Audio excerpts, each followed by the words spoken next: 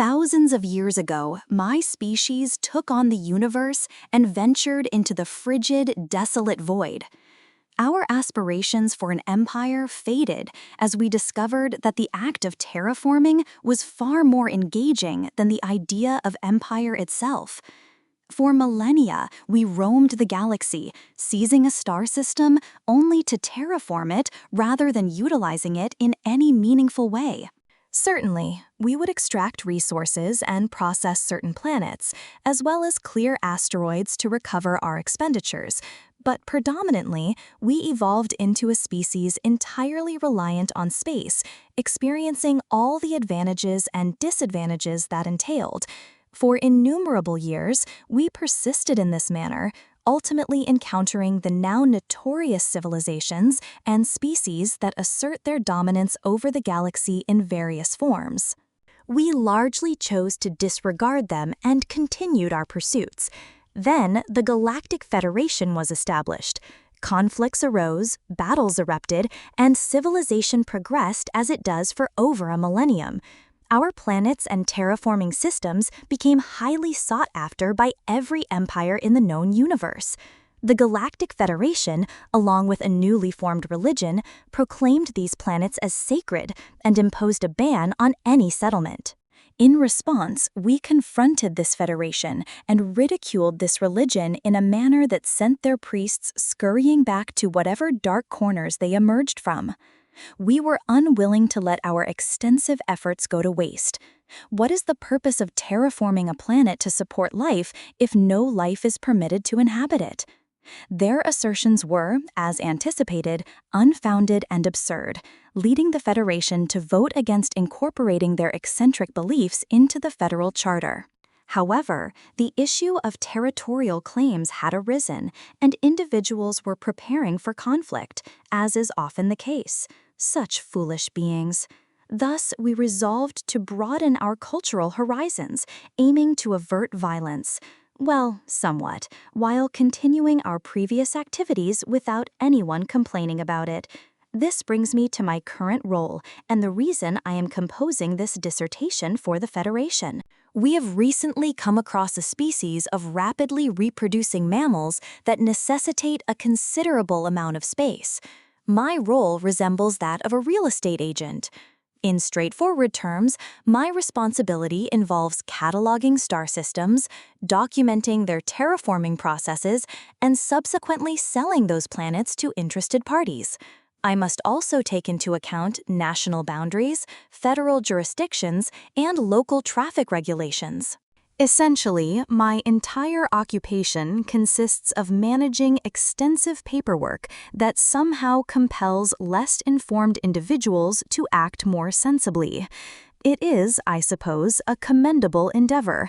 However, returning to the subject of humans, it appears that these unpredictable beings are willing to purchase any planet listed, including those failed projects that others are reluctant to consider. The terraforming technique has nearly reached perfection. Yet, perfection is ultimately unattainable, and occasionally, things do not proceed as planned. These humans are inclined to acquire these unsuccessful ventures. They are quite amusing creatures. I have documented this because humans exhibit certain tendencies that we were previously unaware of, and they possess the potential to create intriguing ripples in the galactic consciousness. It is important to take note. There is valuable information here that could result in noteworthy developments. What follows are transcripts from several interviews and sales conducted over the past year with these humans. All transcripts have already been submitted to the Council for evaluation, but this information must be made public. Interview 1. M14, D16, A 7 year 220. Human. Hello, my name is Jerry. What is yours? The human extended a limb in what seemed to be a gesture of goodwill. I reciprocated and engaged in a handshake. Me. Greetings. I am Bluey Bop Lupa. Jerry. I find that difficult to pronounce. May I simply refer to you as Blue? Me.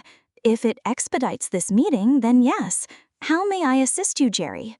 Apologies, that was unintentional. I would like to purchase a planet, or several planets, or something. The human seemed to be experiencing emotional distress. Sensors identified an emotion known as guilt. Me. All right, let me inquire. What are your preferred atmospheric conditions? Oxygen-based or otherwise? Jerry, I would prefer oxygen-based, please. A combination of oxygen and nitrogen would be ideal. I am typing on the computer. The human appeared to be oddly intrigued by my actions and attempted to adjust his head for a better view. We have several candidates available. What is your minimum comfortable temperature range, Jerry? Comfortable? Well, that varies depending on whom you ask. If you ask someone in Alaska, they would be content with snow. If you ask someone in Texas, they would prefer it warm. So, for me, an exact figure would be appreciated. The human turned red with embarrassment. Clearly, he was not ready for this meeting. He retrieved a device from his jacket and began typing on it. Jerry, it appears our minimum is between 40 degrees Celsius and a maximum of about 50 degrees Celsius. This revelation took me by surprise. I looked up from my console and blinked in astonishment at that. Me? I apologize. What did you just say? Your minimum comfortable temperature is between freezing and boiling? Jerry, yes, that is what the wiki article I accessed indicates, but generally we prefer a range of 0 to 30 degrees. So it states here, I am from Mars. I prefer cooler temperatures. Me. I understand. Well, that does not significantly narrow our options. I have 280,000 candidates that meet that criterion. Can we refine it further? What climate do you favor, Nad? What gravity class do you prefer, Jerry? Well, let me convert this into federal standards. The gravity class is a minimum of 0.5 Gs, which is class 3, and a maximum of class 12, which is 2.2 Gs. I nearly toppled from my chair. These humans can endure a constant gravitational force of that magnitude for extended durations, Jerry. Well, that falls within the comfort range at least. I know individuals who reside in gas giant stations with 0.1 G, and they apparently enjoy the sensation of weightlessness. Then there is that eccentric hermit located far to the east. He inhabits a magnetically dense planet classified as Class 18. He seems to thrive there. This assertion caused my mind to short-circuit. The individual had to gesture with his hand in front of my face to restore my awareness. Jerry, hello? Are you all right? Me. No, I am not well, but let us proceed. What is your biome preference? You are merely expanding the candidate range by several 100,000. You are not making this task straightforward. Jerry, what is your biome preference? I do not believe we possess one. Jungle, forest, temperate plains? I do not genuinely think we have a preference for biomes. Once more, it depends on whom you inquire, I suppose. Allow me to see what I can do. I need to pose a question regarding something. Please hold on. Apologies. No biome preference. They do not care. They have no biome preference. This effectively restricts them to 90% of the planets we have terraformed throughout our entire history. This was troubling. The individual typed something on his portable device and emitted some grunting sounds. Sensors characterized his behavior as anxious fidgeting. Jerry. All right, I have received a genuine answer for once. Temperate forest with a minimum temperature of -5 to +20, preferably with high rainfall, and a preference for flat or relatively flat terrain, although any terrain is acceptable. We are finally making progress. What is your budget for a planet? Jerry, I possess 200 million federal credits. What will that afford me? This was another revelation that astonished me. One, the humans had that much money, And 2, the humans believed that this process was that costly. Me? Okay, human, this is not that costly. We sell planets as a pastime, not as a business. The planets you are inquiring about are not that expensive. Some planets we offer are sold for less than 10,000 on the market. Some planets are essentially given away, since there is little interest in them from others. We can offer you entire star systems for that amount of money. In fact, I currently have 12 systems located in your local cluster, surrounding your home system, that I can transfer to you immediately. The human appeared quite shocked and surprised. Sensors indicated that he was flabbergasted. To clarify, we would provide these planets to anyone who desires them. The reason for the charges is to cover federal administration and border registration fees. It is not prohibitively expensive. You would not need to spend your funds on an entire planetary defense fleet. This leads us to the main point. For 20 million credits, I can grant you the settlement rights to every star system within 12 light years of your Sol system. Is that acceptable? Sensors detected emotional responses categorized as elated and surprised. Jerry responded, "I'll take it." His oral receptors were overwhelmed by the loud volume. The human was cautioned about this increase in volume and advised not to repeat it. The interview concluded. Interview 2. M14, D21, A7, Year 220. Human. Greetings. I am Dr. Jamie Swan from the Martian Geological Institute. I have a specific request. Me? Greetings. My name is Bluey Bop Lupa. Please call me Blue. I believe this will facilitate matters. How may I assist you? Jamie, I require a planet with an atmosphere composed of oxygen and nitrogen, exhibiting high geological activity, ideally featuring volcanic or significant tectonic activity. Me, you are in search of a planet with considerable tectonic activity. You desire a magmatic planet, Jamie? That is correct. The temperature and biome range are flexible. We can establish a platform in orbit for our supply operations. My sole interest is geology. Me? For what purpose exactly? Jamie, for study. The aim is to conduct research. Our homeworld is geologically active, and we have elevated the study of this activity to an art form. That is 3 times the galactic average for an inhabited planet. And these humans came from it. They evolved on this planet. Jamie, are you okay? You haven't said or done anything for 7 minutes. I will be fine. That will be 6,000 federal credits for administrative fees. Please, Jamie, just admin fees. What about the planet itself? Me? Hold on. Wait a minute. Did you say something about Hawaii and an active volcano? You mean to tell me you have settlements on islands of volcanic activity? Jamie, of course. Hawaii, Japan, Iceland even have a burgeoning settlement surrounding an ice geyser on Mars. They are tourist hotspots. Then there's the supervolcano at Yellowstone. You have supervolcanoes?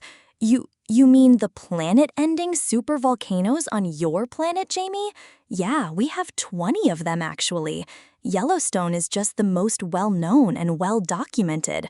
I swear, the hot springs there are some of the best in the world, next to Mount Fuji. Me? I'm sorry, but 20 supervolcanoes? Did you just say you have more supervolcanoes on your one planet than a magma world does? Jamie. Well, yes, but for clarity's sake, only 12 are believed to be active, and only 2 or 3 are considered a reasonable threat. Me? What's this about hot springs? What's a hot spring, Jamie? Pools of semi-boiling or very hot water that collect in underground streams inside volcanoes, bubble up to the surface, and produce a wonderful, warm, mineral-rich water that we bathe in or sit in to relax. It's quite nice. The interview concluded as medical teams had to be dispatched. I passed out from shock. Interview 3. M14, D29, A7, year 220 human. Hey, name's Reggie. Me? My name is Bloom Blue. Just call me Blue. How can I help you? Reggie? High terrain deformation with maximum possible landform scale, preferably with low temperatures and snowfall. Me? Okay. A frozen mountain landscape. I have several candidates on hand. Do you have any justification for this, Reggie? My intention is to transform the entire planet into a ski resort. I am poised to earn millions. Sensors have detected excessive smugness. I understand. What exactly is this ski resort concept, Reggie? It is a location where enthusiasts gather to utilize wooden boards and various tools to perform athletic feats while racing at high speeds on snow or ice. I understand. At what temperatures do these activities typically occur, Reggie? Generally between 10 and 30 degrees. When the snow falls heavily, it blankets the ground with a soft, cold layer of moisture, ideal for snowboarding, skiing, and at those temperatures, it is also suitable for ice skating. I understand. I have several candidates that meet your criteria. However, Reggie could likely use it to host some competitions, perhaps an Arctic expedition contest or something similar. A biennial pole race, that would be incredibly epic. I see. Please hold on for a moment. What is the lowest temperature ever recorded on your planet's surface, Reggie? If my memory serves me right, the lowest temperature we recorded was 89.2 degrees Celsius. That was prior to the mega eruption of 2087, though. The lowest temperature we experienced was at the South Pole, which reached 12 degrees Celsius. That was quite an eventful day. Surprise and shock ensued. No words were exchanged for 5 minutes following this revelation. I apologize. You mentioned something regarding the magnetic poles of your planet. Out of curiosity, what is it like down there, Reggie? It can reach as low as 100 degrees with a wind chill factor. At times, blizzards occur that diminish visibility to nearly nothing. Thick sheets of solid ice extend for kilometers. Occasionally, these sheets fracture due to geological movements, resulting in temporary canyons comparable in size to Manhattan. Subsequently, snow and ocean often fill these canyons back in. Meat, that is quite absurd. How did you manage to operate the drones to capture such recordings? Reggie drones? We did not deploy any drones. We were unaware of what drones were when we initiated the first expeditions. Back then, we relied on sleds and huskies to traverse the snow. Typically, we would simply don a coat and take a stroll wearing peculiar footwear. Me? What did you do? You dispatched individuals to a location with temperatures 100 degrees below freezing. Reggie? Indeed. However, that pales in comparison to the individuals who reside there. There are a few settlements and research stations scattered throughout the Arctic. It still seems rather eccentric, if you ask me. To be fair, we did not send anyone. They volunteered. The interview was concluded due to a panic attack. The planet was sold to a human as a means of facilitating his exit from the office. This is interview 4, M14, D3, A8, year 2020. The Council has been notified of unusual and anomalous activities on the human homeworld. At this stage, all interactions with humans are being recorded for documentation and analysis. An expedition to planet Earth is presently in the planning stages. Human? Greetings, my name is Johnny. Me? Just Blue. How may I assist you today, Johnny? Isolation. I seek access to a habitable planet with a breathable oxygen atmosphere that is as isolated as possible, with temperatures ranging from 0 to 25 degrees Celsius. Minimal or absent vegetation. As for me, I understand. I have several candidates that meet that requirement. We have a few unsuccessful projects available. May I inquire why, Johnny? As I mentioned, isolation. I am a brewer, a creator of beer, an enthusiast of alcohol. I desire a space of my own where I can cultivate and produce the ideal brew. I require solitude to focus on my craft. Pardon? Alcohol. What do you mean by the perfect brew? A human procured a glass bottle. The glass bottle was scanned. It contained the toxic substance known as alcohol. When a human consumes alcohol, sensors register satisfaction and happiness rather than the agonizing pain and horrific demise. I visibly recoil at the sight. Johnny, oh yes, a classic honey jack. Such an excellent brew. However, I am aware that I can achieve better results, you see. I need a planet where I can place bees to harvest honey. I can cultivate hops and wheat. A substantial amount of space is necessary to create the perfect brew. I am confident in my ability to produce it. All I require is time and space, no distractions. So, do you have anything I can utilize? Me? I apologize. You wish to manufacture one of the most toxic substances in the galaxy in large quantities? You aim to enhance it? Johnny, it is not toxic to us, my friend. You are not my target market. But indeed, I desire space to create the perfect brew. Wine, beer, whiskey, scotch. I envision having an entire world to work with. With some hops, I can crossbreed and experiment, perhaps even some moonshine for enjoyment. It is going to be magnificent. The interview concludes. The human is granted a planet and allowed to exit the office. Local authorities are notified of the human's intentions, and patrols are intensified. The first crops emerge on the planet's surface 1 week after arrival. The planet is designated a no-go zone by the majority of Federation species. The Council returns from the Earth expedition in a catatonic state. Humans are officially classified as a Death World species. Earth is declared a no-go zone for all Federation and Council species. Humans are officially granted full rights to all uninhabitable planets within all sentient space. The galaxy officially characterizes humans as barking mad. Humans exhibit no significant temperature range. Individuals can reside in nearly any location. While this varies from person to person, they can maintain prolonged periods of habitation in almost any environment, provided there is a sufficient supply of oxygen and food.